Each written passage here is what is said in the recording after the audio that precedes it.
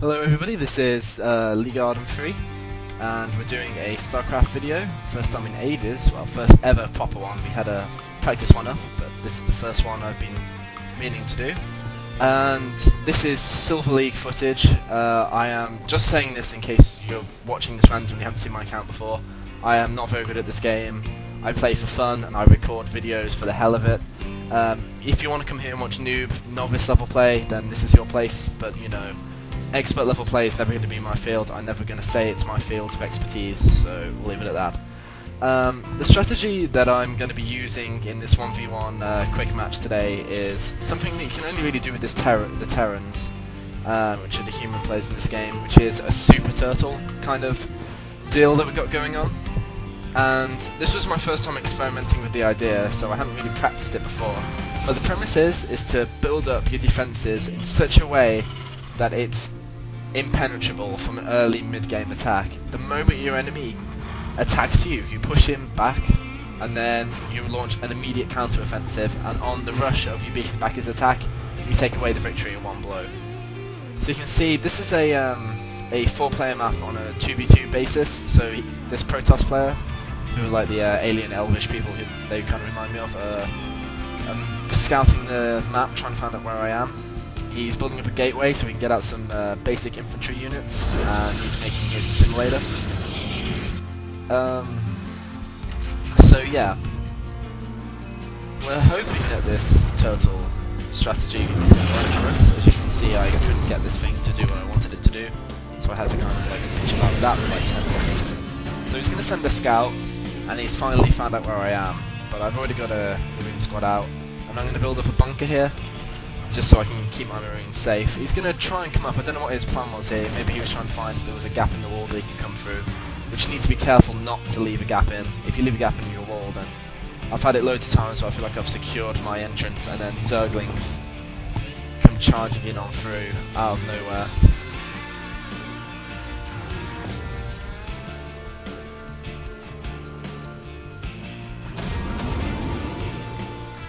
So I'm going to put these Marines in the bunker, and I'm going to continue to pump them out.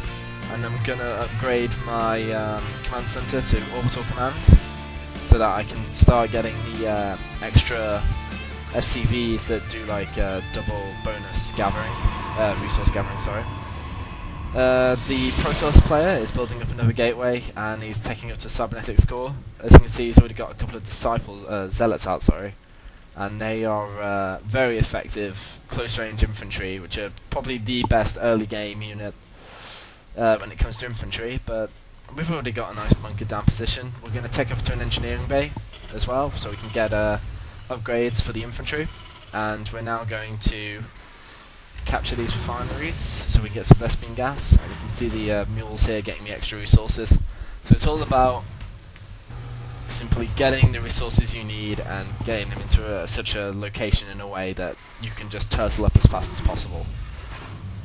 I'm building up a second bunker already so I can house up more Marines, and I'm going to build some anti-air turrets on my right hand side to stop a units being dropped in, or from, especially with the Protoss, void rays coming to try and rape me sideways like they always seem to do online, which I hate so immensely.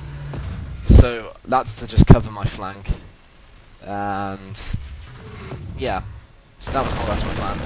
He brings another resource gatherer over, and it runs into my bunkers, so he knows I've got heavy fortifications already. But he doesn't seem to mind that too much. He's going to send off another probe, and he's just going to mass up these zealots here. So that's going to be interesting, really, but still. He's got a lot of, how many has he got there? He's got about 15 plus probes, and I'm working off less, I think. Well, we're working off more or less the same, but I'm dropping in these mules when I can to gather me the extra resources, which is the great positive of orbital command, personally. So his probe's going to come in again and get killed immediately. I'm going to start building up more supply depots so that I can upgrade my population cap. And then I'm going to build some more turrets. We're going to take it nice and slow like.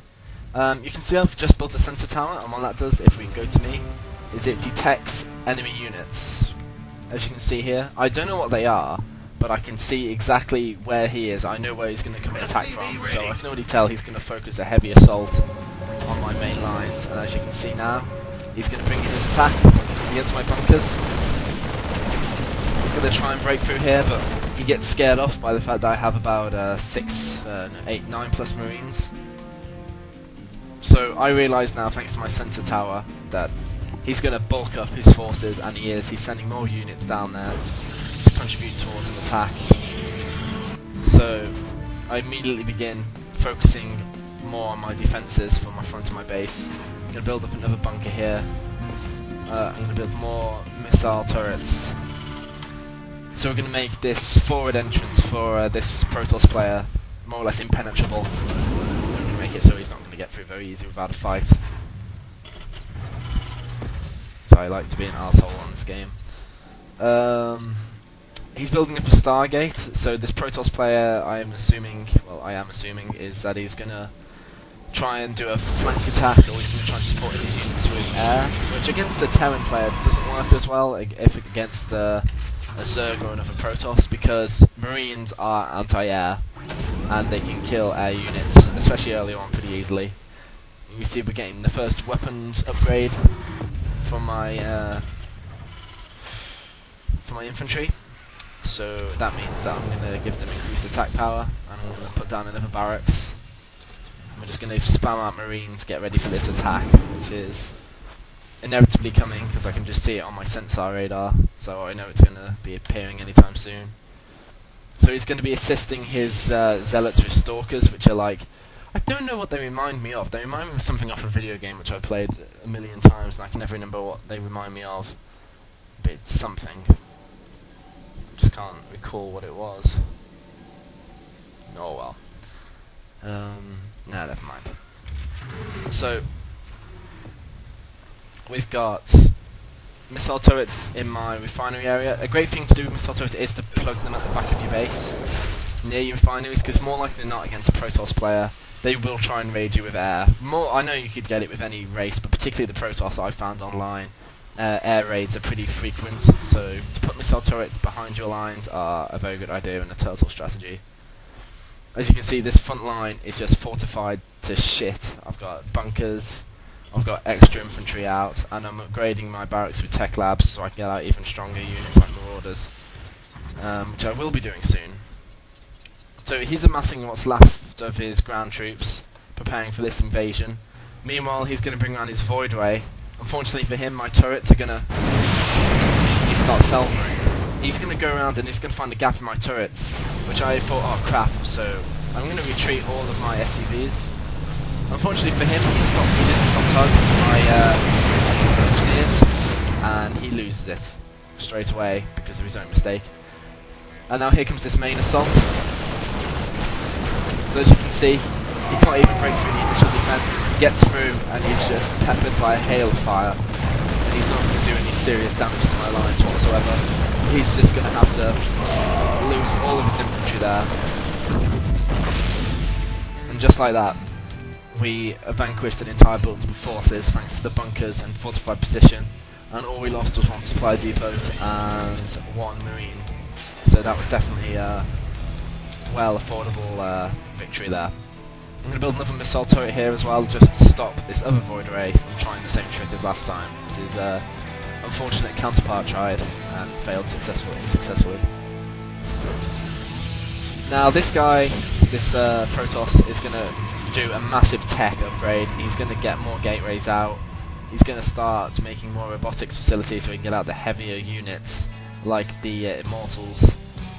So this is a problem. Realising though that I've got the upper hand and I've just, from what it looks like, I've just annihilated his entire force without any problems, I'm going to unpack all of my infantry soon and go over on a little bit of a raid and see if I can break through his lines.